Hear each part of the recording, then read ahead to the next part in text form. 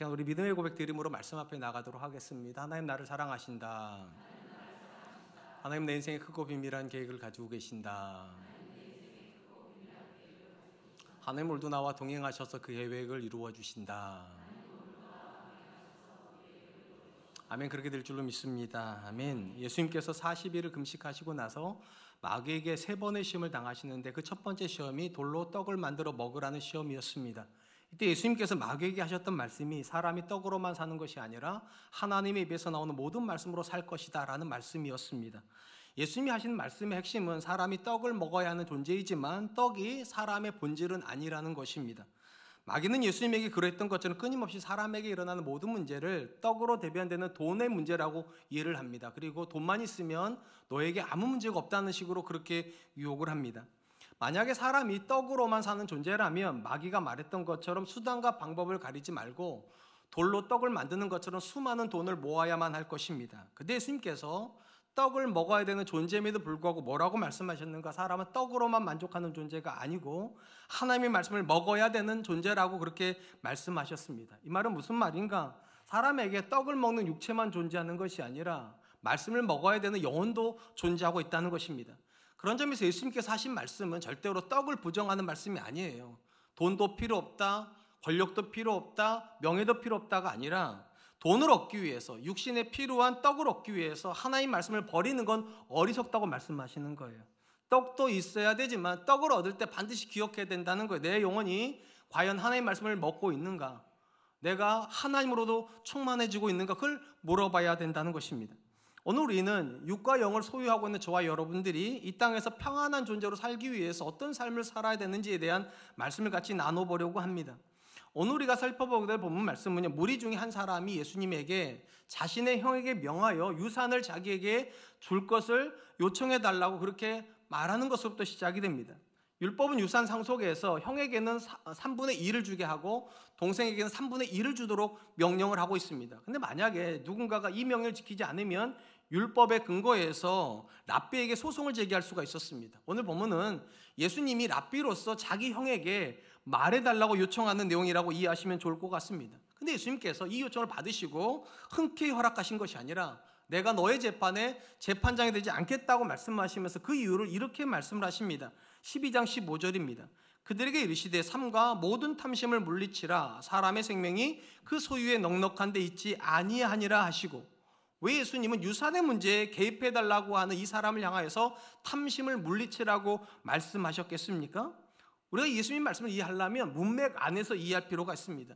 오늘 본문의 말씀 바로 앞에서 예수님은 제자들에게 교훈을 주시는데 어떤 교훈을 주시는가? 그들이 어떤 문제를 만나던 어떤 상황에 놓이던 두려워하지 말라는 거예요. 그리고 그 이유를 이렇게 말씀을 하십니다. 누가복음 12장 6절로 7절입니다. 참새 5마리가 2 아스리온에 팔리는 것이 아니냐? 그러나 하나님 앞에는 그 하나도 잊어버리시는 바 되지 아니하는도다. 너희에게는 심지어 머리털까지도 다 세신 바 되었나니 두려워하지 말라. 너희는 많은 참새보다 더 귀하니라. 예수님 말씀의 핵심은 한낱 미물에 불과한 참새조차도 하나님께서 아시고 먹이시는데 그분의 백성을 하나님이 돌보지 않으시겠냐는 거예요. 이 믿음에 근거해서 담대해야 된다 말씀하시는 것입니다. 주목할 것은 예수님께서 이 말씀을 제자들에게만 하신 것이 아니라 무리 가운데 있는 제자들에게 하셨다는 거예요. 그 말은 무슨 뜻인가? 예수님은 제자들을 통하여서 그 자리에 있는 사람들에게 하나님의 사람으로 산다는 것이 어떤 것인지를 말해 주셨다는 거예요. 하나님의 사람으로 산다는 건 하나님이 나를 아시고 나를 돌보시며 나를 붙잡고 계시는 이 확신을 가지고 모든 불안과 싸우는 존재라는 거예요. 내게는 그런 능력이 없지만 내 삶을 붙잡고 계신 하나님이 계시니까 미래에 대해서 어느 상황, 어떤 문제 앞에서도 담대할 수 있어야 된다. 자, 이런 영적인 교훈이 주어졌는데 갑자기 이 영적인 교훈이 끝나자마자 한 사람이 나타나가지고 내 형에게서 유산을 좀 뺏어서 나에게 좀 주십시오. 이렇게 말을 했다는 거예요. 그리고 예수님이 이 문제를, 이 이야기를 들으시고 나서 어떤 생각을 하셨는가? 이 사람이 예수님 말씀을 안 들었다는 거예요. 그 자리에 있었는데 예수님의 말씀을 안 들었다는 거예요. 그리고 그 모든 문제를 어떻게 해석하시는가? 탐심 때문이라고. 그래서 탐심을 물리치라 이렇게 말씀을 하셨습니다. 여러분, 탐심이라는 게 어떤 겁니까? 지금 내게 있는 것에 불만족하여서 무언가를 더 강하게 원할 때, 강력한 욕구를 나타낼 때 탐심이라고 부릅니다. 그리고 탐심이 내 마음에 들어오면 어떤 일이 벌어집니까? 어떤 것도 안 들립니다. 어떤 것도 안 보입니다. 돈이 마음에 들어오면 돈에 관련된 것만 들어오고 돈만 보입니다. 권력이 마음에 들어와 버리면 권력에 대한 소리만 들리고 권력 가진 사람만 눈에 보이게 됩니다. 성도 중에 예수님의 말씀을 듣는 자리에서 탐심의 문제를 가지고 있으면 어떤 일이 벌어질까? 말씀을 듣지만 들리지 않습니다. 우리 중에도 종종 말씀을 듣다가 딴 생각하시는 분들이 계시죠? 설교하다가도 딴 생각하는데 뭐 여러분들 안 하시겠어요? 말씀을 듣다가 갑자기 주식이 떠오르는 분들이 계세요. 지난주에 투자해놨는데 올라가고 있나? 말씀을 듣다가 부동산이 떠오르는 분들도 계세요. 강남권에 내가 타놨는데 그게 올랐나 내렸나? 말씀을 듣는데 회사 문제가 떠오르면 잠깐 떠오를 수 있어요. 잠깐이요. 근데 잠깐 떠났다가 돌아왔는데 또 글로 간다면 이게 탐심의 문제입니다. 그것이 내 마음을 잡고 있어서 말씀을 못 들어오게 하는 거예요. 목사님이 말씀을 잘못 전하고 있는 게 아니라 내 마음에 뭔가가 이미 들어와 버렸기 때문에 다른 소리가 못 들어오는 거예요. 이 부분이 그런 거예요. 예수님께서 제자들에게 미래의 불안을 어떻게 해결한다 말씀하셨습니까? 하나님이 너희를 아시고 너희를 붙잡고 있다는 이 믿음으로 평안하라고 말을 했는데 그 자리에 있었던 이 사람은 자기 미래를 뭐로 확보하려는 겁니까? 유산으로요. 유산으로 미래를 확보하려고 계속 탐심의 마음에 붙잡혀 있으니까 예수님의 말씀이 전혀 들리지 않는 거예요. 왜냐하면 전혀 다른 차원의 얘기니까. 자기가 원하는 메시지가 아니니까. 그러니까 여러분, 탐심은 단순한 욕심은 아닙니다. 이건 영적인 문제죠. 특별히 성경에 보면 이 탐심과 관련해서 이렇게 말하는 장면이 나옵니다. 골로새서 3장 5절 말씀입니다. 그러므로 땅에 있는 지체를 죽이라. 곧 음란과 부정과 사욕과 악한 정욕과 탐심이니 탐심은 우상 숭배니라. 우리 생각할 때 탐심은 단순히 우리 마음속에 일어나는 감정, 욕구 이 정도로 생각을 하는데 성경을 영적인 문제로 얘기를 합니다. 탐심은 우상 숭배다. 왜냐? 우상 숭배의 본질은 무엇입니까? 우상 숭배가 하는 순간 하나님이 보이지 않습니다. 탐심이 내 마음에 들어오는 순간부터 더 이상 하나님이 안 보인다는 거예요. 돈이 탐심이 되면 하나님 안 보입니다. 자녀가 탐심이 되면 하나님 안 보입니다. 주식이 탐심이 되면 하나님 안 보여요. 집이 탐심이 하나님 안 보여요. 그것만 보여요. 그것만. 내가 원하는 그것만 보이기 때문에 말씀의 자리에 와서도 말씀 못 듣습니다. 교제하는 자리에 가서도 엉뚱하게 그 얘기만 계속해요. 모든 사람들이 설교 얘기하는데 혼자서 계속 주식 얘기하고 있고, 모든 사람들이 다 은혜 얘기하고 있는데 혼자 계속 자식 얘기만 하고 있다면 탐심이에요. 거기로부터 벗어날 수가 없고, 그것은 단순히 여러분들이 어떤 욕구를 가지고 있다는 것이 아니라 영적인 문제가 벌어졌다는 거예요. 하나님보다 더 중요한 무언가가 생겼다는 것입니다. 그렇다면 왜 탐심에 사로잡힐까요? 사람이? 예수님께서 탐심을 물리치라고 말씀하신다면 이렇게 말씀하세요. 사람의 생명이 그 소유에 넉넉한 데 있지 아니하니라. 예수님 말씀이 이런 거예요. 사람이 소유만 늘어나면 만족하는 존재라면 탐심을 가져도 된다는 거예요. 그런데 사람의 존재 방식은 떡의 문제만으로 충만해지지 않는 존재라는 거예요. 그렇기 때문에 소유의 넉넉함으로 만족할 수 없다고 인정이 돼야 탐심부터 벗어난다는 거예요. 이 말을 뒤집어 놓고 보면 누가 탐심에 사로잡힌다는 겁니까? 소유의 넉넉함으로 평안을 얻으려고 하는 사람들이에요. 소유가 많아지면 편안하고 만족하고 내 인생이 괜찮다라고 생각하는 사람일수록 편집증적으로 소유에 집착하게 된다는 거예요. 그 상태를 성경은 탐심이라고 그렇게 말하는 것입니다. 탐심의 관점에서 놓고 보면 예수님께서 이 사람을 만나기 이전에 제자들에게 하셨던 말씀은 굉장한 의미가 있어요. 예수님은 제자들에게 뭐라고 말씀하셨는가? 너희가 성도로 살아가는 여정 속에서 누리게 된 평안은 소유의 문제가 아니라는 거예요. 그럼 뭐의 문제인가? 확신의 문제라는 거예요. 하나님이 너희를 알고 너희를 붙잡고 계시는 이 확신이 커지면 커질수록 너희의 마음은 평안해질 것이고 모든 불안으로부터 자유케 될 것이라고. 그러면서 뭐라고 말씀하시는가? 하나님이 너희 머리털까지 다 세신 바 되었다. 한번 여쭤볼게요. 다 우리 머리에 머리가 숨겨 있잖아요. 그죠? 물론 안 숨겨 계신 분도 계실 수 있어요. 근데 어쨌든 대부분 숨겨 계시잖아요. 그러면 한번 여쭤볼게요. 여러분 머리에 있는 머리카락 좀 다 세고 계시죠? 내 머리잖아요. 내 머리카락이잖아요. 제가 자료를 찾아보니까 평균적으로 사람은 대략 10만 개 정도의 머리털을 가지고 있대요. 오늘 아침에 몇 개가 소실되었을까요? 참 신기하게 내 머리털인데 내가 모르는데 하나님이 내가 모르는 머리털을 세고 계시단 말은 어떤 의미일까요? 일단 가장 기본 의미는 하나님이 나를 아신다겠죠. 근데 그 정도가 아닌 거죠. 이 본문이 강조하는 것은 내가 모르는 나조차도 하나님 아신다는 거예요. 더 노골적으로 말하면 나보다 하나님이 나를 더 잘 아신다. 이게 성도가 가진 가장 기본 확신인 거예요. 내가 나를 안다면 내가 내 미래를 걱정하는 게 맞지요.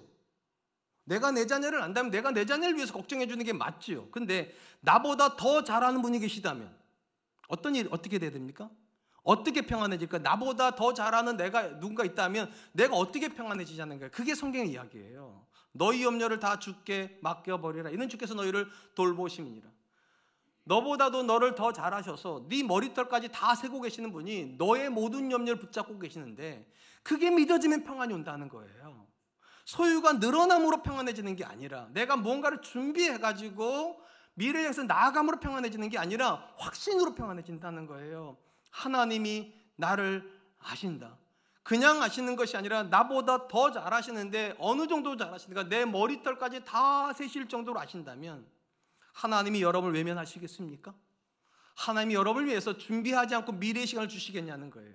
결국 성도는 소유가 늘어남으로 불안해서 자유케 되는 존재가 아니라 믿음으로 자유케 된다는 거예요. 하나님이 나보다 나를 더 잘 아신다. 하나님이 여러분보다 여러분의 자녀를 더 잘 아십니다. 하나님이 여러분보다 여러분의 미래를 더 잘 아십니다. 이 믿음이 굳건해지면 어느 상황에서 무슨 문제를 만나든 당황하지 않을 겁니다. 하나님이 아실 테니까. 사랑하는 성도 여러분, 사람이 소유에 집착하는 가장 근본적인 이유가 무엇일까요? 아마도 불안 때문일 것입니다. 우리는 미래에 대해서 굉장히 많이 불안하죠. 왜 불안합니까? 우리 인생 가운데 문제가 자꾸만 찾아오기 때문이잖아요. 이런 불안의 문제에서 우리를 자유케 해주는 대부분의 것들은 어떤 거랑 많이 연관이 됩니까? 돈이랑 많이 연관되어 있습니다. 돈만 있으면 웬만한 문제가 해결될 것처럼 생각되기 때문이죠.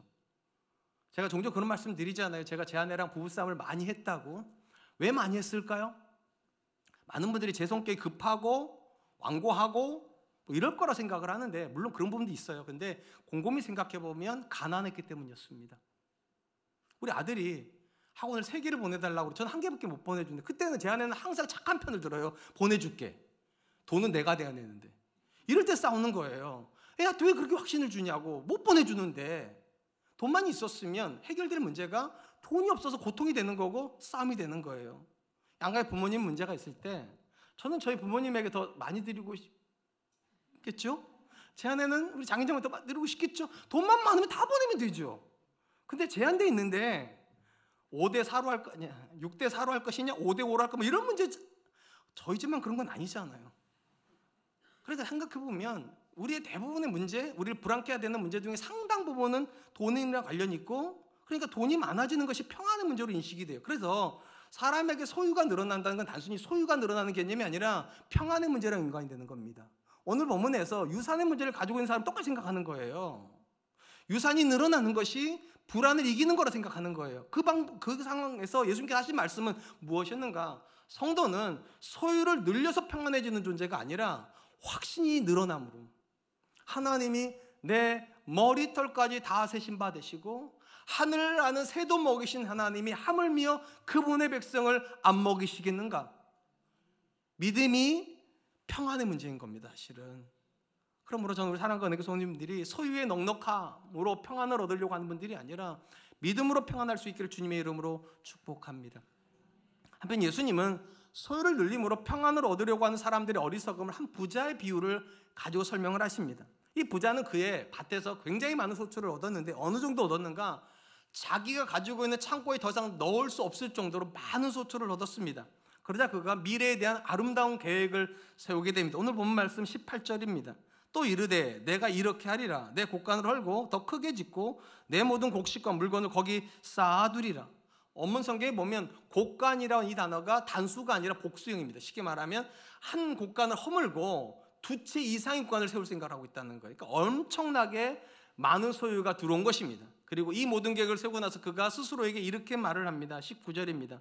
또 내가 내 영혼에게 이르되 내 영혼아 여러 해 쓸 물건을 많이 쌓아두었으니 평안히 쉬고 먹고 마시고 즐거워하자 하리라 하되 부자는 소유가 늘어남으로 육체의 필요가 채워지자 그는 자기 영혼을 향해서 만족하라고 내 영혼아 평안하라고 이제 근심하지 말고 먹고 마시고 쉬자 이렇게 얘기를 했다는 거예요. 아마도 이 부자는 소유가 늘어남으로 더 이상 불안하지 않아도 된다고 생각했던 것 같아요. 그렇잖아요. 아무래도 소유가 많아지면 자녀 키워주는 게 쉬워지잖아요. 소유가 많아지면 병들어도 치료받을 가능성이 커지잖아요. 웬만하면 고개도 끄덕이시고.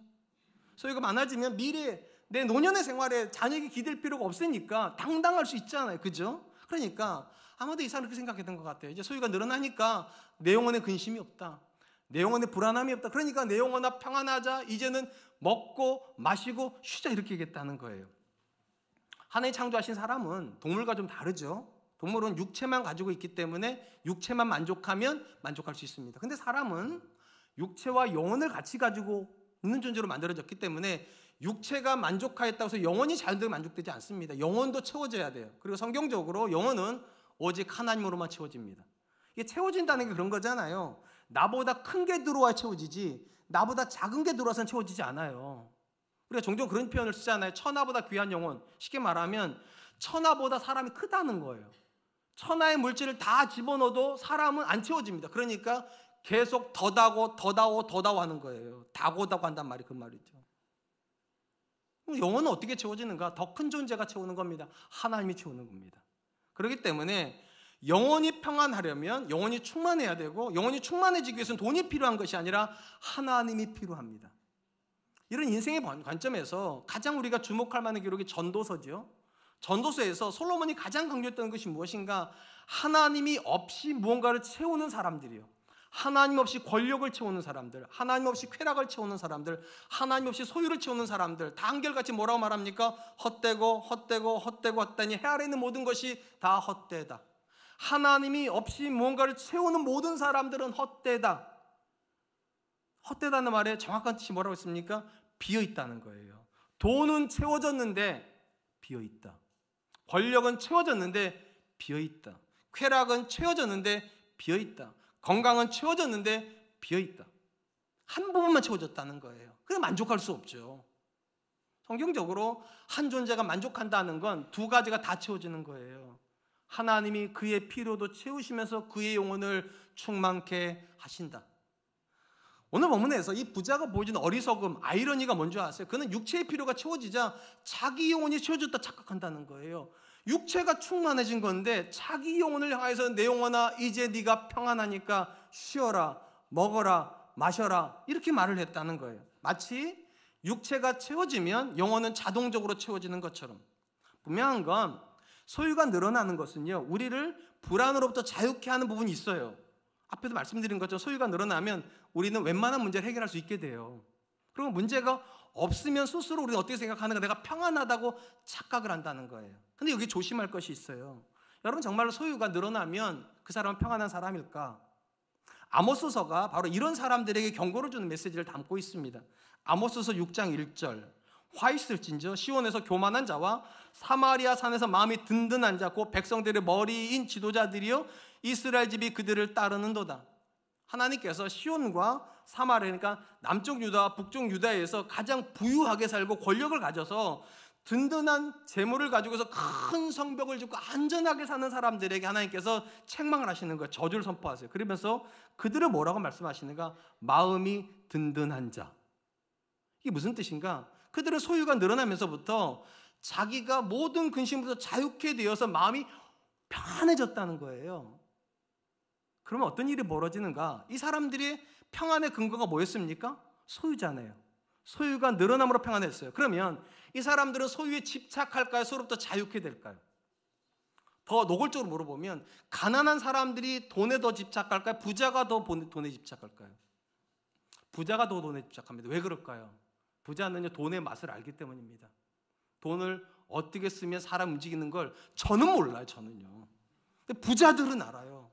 돈이 어떻게 길이 되어주는지, 돈이 어떻게 사람을 바꿔놓는지 그들은 알기 때문에 돈의 경험을 한 사람일수록 거기 더 집착하게 돼요. 이 본문에 나온 사람은 그런 사람들입니다. 마음이 든든해지면서 자기가 더 든든해지려면 돈이 더 필요하다고 느끼게 돼요. 그때부터 이제 가난한 백성을 착취하기 시작합니다. 이미 부유하게 됐는데 더 부유해져야 되니까. 그러면서 부유해지면 부유해질수록 죄랑 더 가까워져요. 더 부유해져야 되니까. 그럼 누구랑 멀어집니까? 하나님이랑 멀어져요. 앞에서 이렇게 말씀드렸잖아요. 우리 영혼이 언제 평안하다고요? 영혼이? 하나님이랑 가까워지고 하는 게 충만해져야 되는데 소유에 집착하면 집착할수록 하나님에서 멀어지는 역설적인 일이 벌어진다. 그러면서 스스로는 자기가 마음이 든든하다고 착각한다는 거예요. 그들을 향해서 너희 영혼이 안전하지 않다고 저주를 선언한 내용이 아모스서의 기록인 것입니다.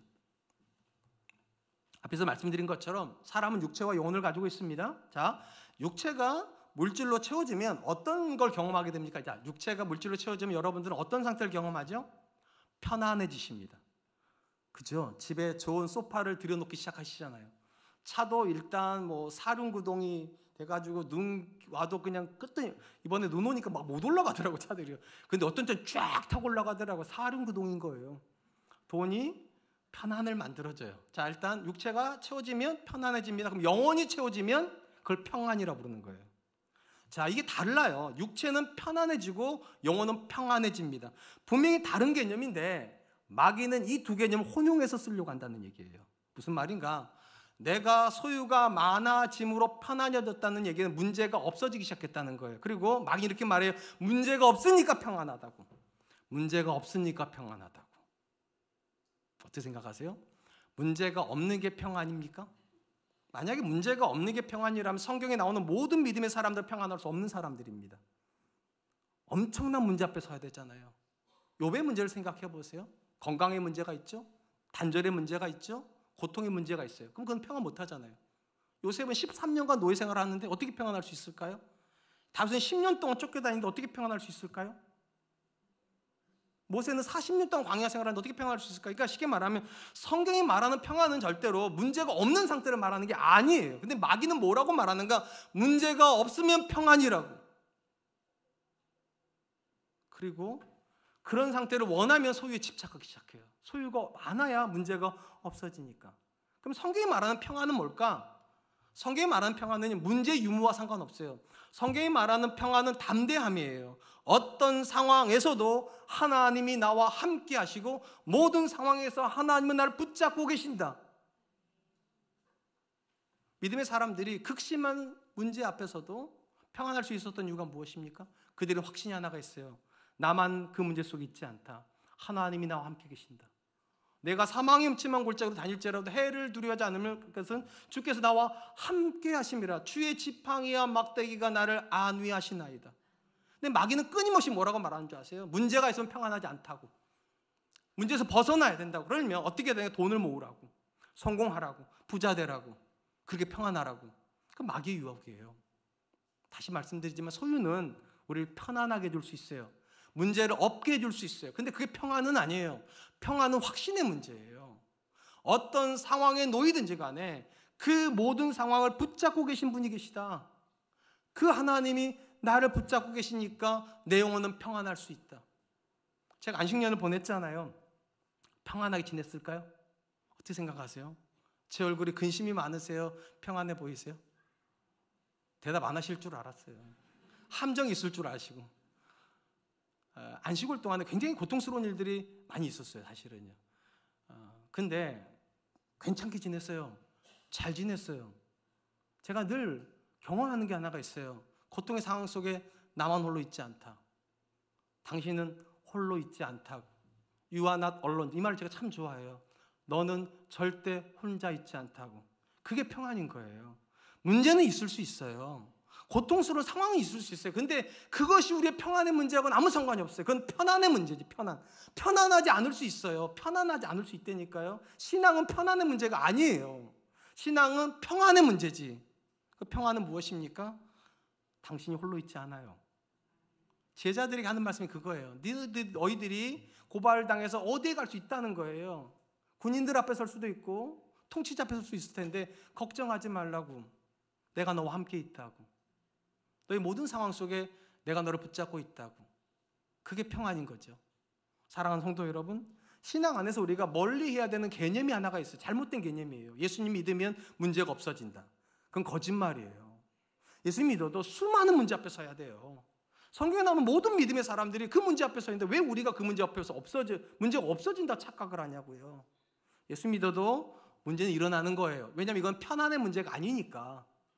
우리는 편안을 가지고 싸우는 사람들이 아니에요. 그러면 예수 믿는 사람에게 일어나는 문제는 어떤 의미가 있는가? 예수 믿기 이전에 우리는요, 소유를 가지고 평안을 얻으려고 했던 사람들이에요. 문제를 돈으로 해결하려고 했던 사람들.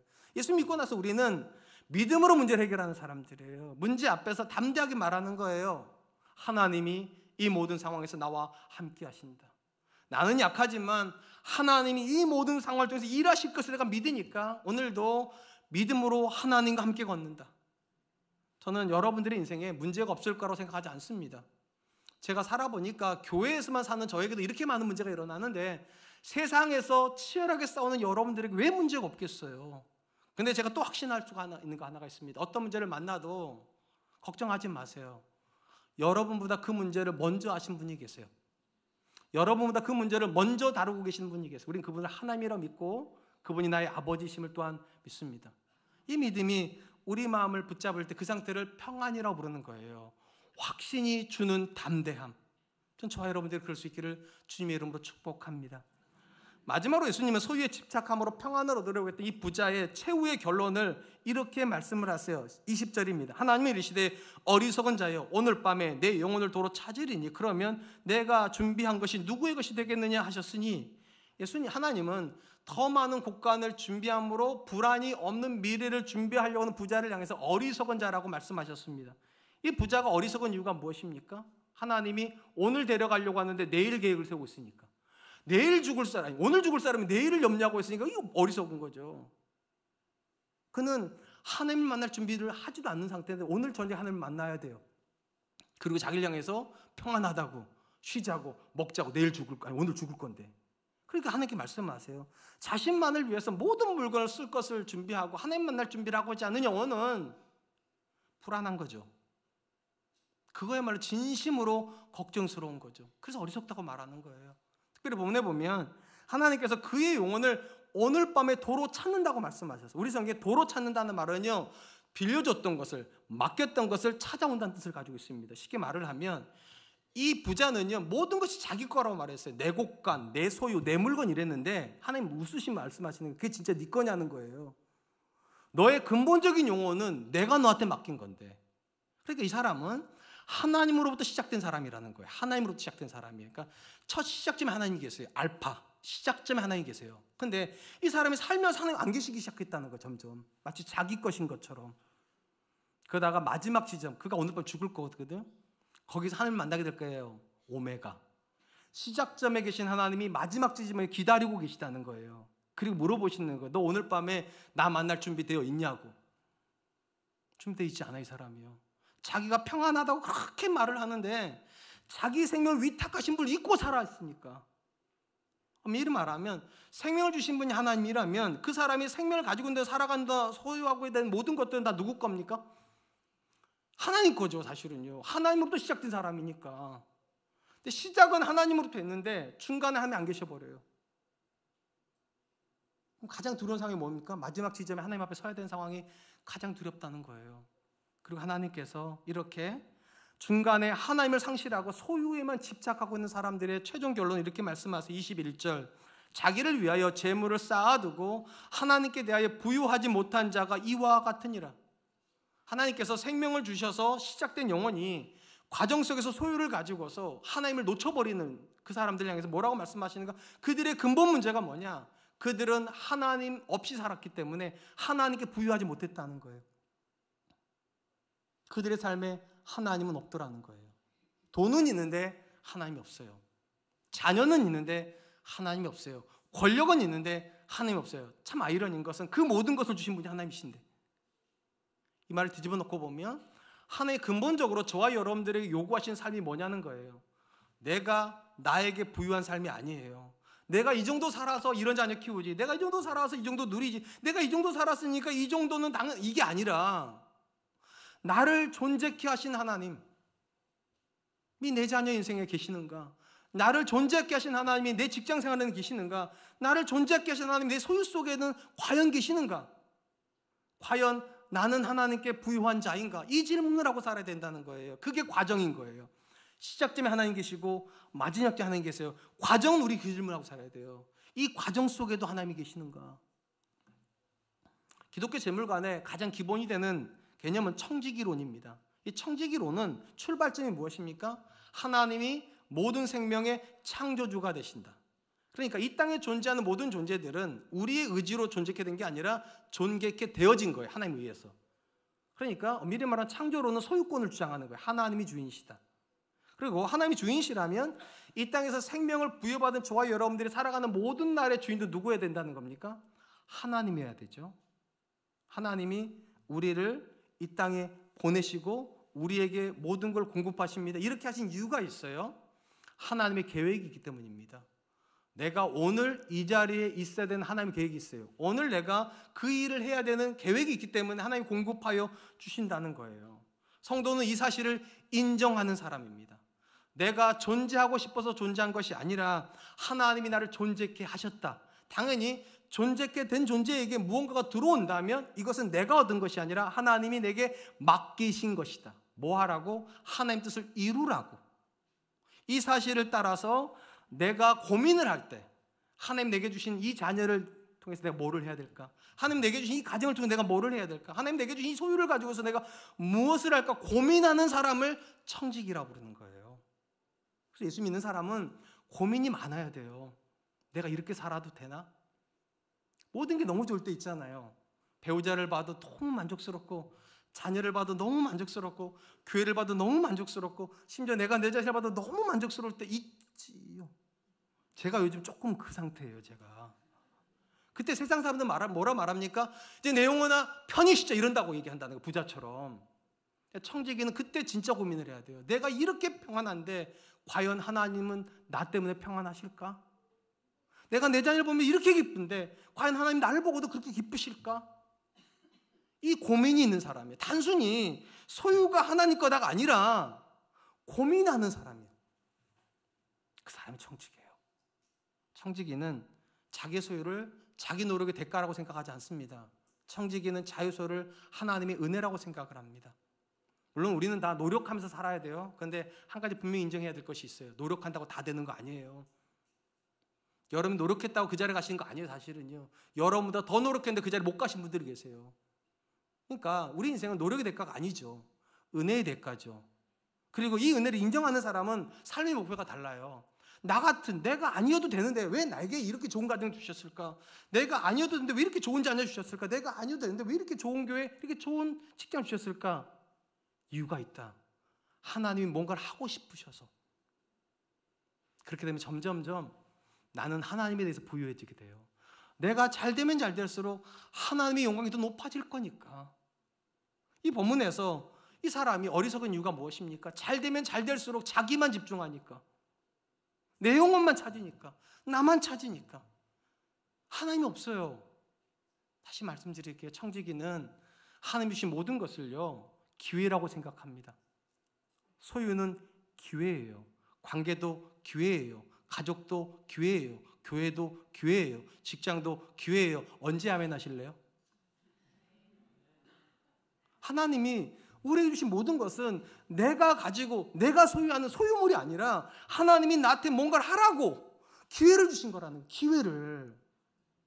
근데 우리는 이 기회를 다 상실해버려요. 왜냐? 내 거라고 생각하니까. 근데 잊지 마세요. 여러분 건 없어요. 생명의 소유권이 하나님께 있다면 우리는 근본적으로 모든 것은 다 하나님께 받은 거고 받을 때 기억하세요. 이건 기회로 받은 거예요.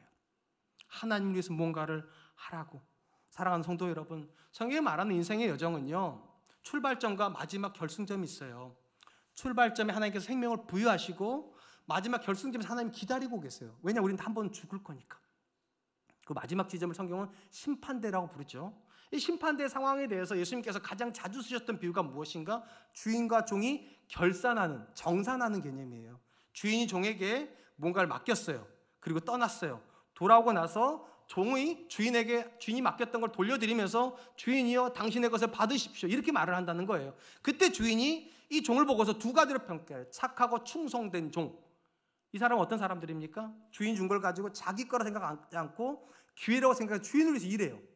착하고 충성된 종이 돼요. 근데 또 하나의 종이 있어요. 주인의 것을 자기의 소유라고 생각을 하고 자기를 위해서만 쓰는 종들이 있어요. 중간에 주인이 없어져 버린 사람들.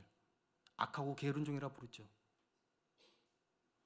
여러분, 우리는 언젠가 다 죽습니다. 아니 우리가 안 죽더라도 예수님께서 이 땅에 오시면 그게 결론이 됩니다. 그 지점에 우리는 다 하나님 앞에 서야 돼요. 이 하나님 앞에 하나님을 만나야 되는 운명을 가지고 있는 사람에게 가장 중요한 건 얼마나 성공했느냐가 아니에요. 사실은요. 얼마나 부자이냐 중요하지 않아요. 얼마나 인기가 있으나 중요하지 않아요. 진짜 중요한 건 누구를 위해서 살았는가. 누구를 위해서 살았는가. 이 사람들은 제가 청지기라고 말씀드린다고 그랬죠. 그리고 청지기의 삶의 유일한 목적은 기회를 놓치지 않으려고 하는 거예요. 내게 주신 물질을 가지고 기회를 놓치지 않으려고 해요.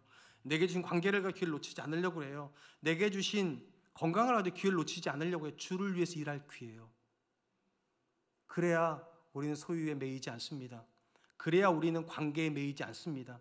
그래야 우리는 성공에 매이지 않아요. 왜냐하면 관계도 성공도 물질도 수단일 뿐이니까. 그게 목적은 아니니까. 한번 스스로에게 물어보시기 바랍니다. 여러분은 소유를 여기는 사람입니까? 소유를 기회로 여기는 사람입니까? 저는 여러분들이 기회로 여길 수 있기를 축복합니다. 이제 말씀을 맺겠습니다. 오늘 본문은 예수님께서 비유 전원 묘맥을 통해서 세 가지를 교훈을 해서 첫 번째, 미래의 불안은 소유로 해결하는 것이 아니라 믿음으로 해결한다. 어떤 믿음이요? 하나님께서 내 머리털까지 다 세신 받으셨다. 이 확신이 들어오면 불안한 미래가 아니라 하나님과 함께 가는 담대한 미래가 됩니다. 두 번째, 마귀는 끊임없이 소유로 얻는 편안을 평안이라고 착각하게 만듭니다. 그러나 평안은 문제가 없는 상태를 말하는 게 아니라고 말씀드렸어요. 하나님이 나와 함께 계시다는 이 확신이 평안이에요. 여러분이 앞으로 살아갈 인생의 여정에 수많은 문제를 만나실 거예요. 문제는 있을 거라는 말입니다. 그러나 평안하실 수 있어요. 하나님이 함께 가실 거니까. 마지막 세 번째, 하나님이 인생의 가장 중요한 분이 되신 사람은요, 소유가 인생의 주인 될 수가 없어요. 왜냐? 소유는 기회라고 여길 거니까. 하나님을 위해서 일할 기회예요. 그리고 이것이 우리 믿음의 고백이 된 순간부터 우리는 더 이상 소유에 집착하지 않아도 됩니다. 하나님이 붙잡고 하나님이 공급하시고 하나님이 해결하실 거니까. 전 저와 여러분들이 그런 분들 되시기를 주님의 이름으로 축복합니다. 이 시간 주신 말씀을 기억하면서 세 가지를 위해서 같이 한 번만 기도하죠. 첫 번째, 하나님, 소유를 가지고 미래를 준비하는 어리석은 사람이 아니라 하나님이 내 머리털까지 다 세신 받으시다는 이 믿음의 고백을 가지고 하나님으로 내 미래의 모든 문제를 대비하는 사람 되게 해주십시오. 두 번째, 문제가 없는 상태를 평안의 문제라고 여기지 않게 하여 주시고, 문제는 있지만 그 모든 상황 속에 하나님이 함께 계시다는 이 확신을 가지고 오늘도 평안하는 사람 되게 하여 주십시오. 세 번째, 소유가 생길 때 그것을 내 것이라고 주장하는 어리석은 사람 되지 않게 해주시고, 그것을 하나님 위해서 일할 수 있는 기회로 여기는 사람 되게 하여 주시옵소서. 우리 같이 한 번만 기도하겠습니다. 기도합니다.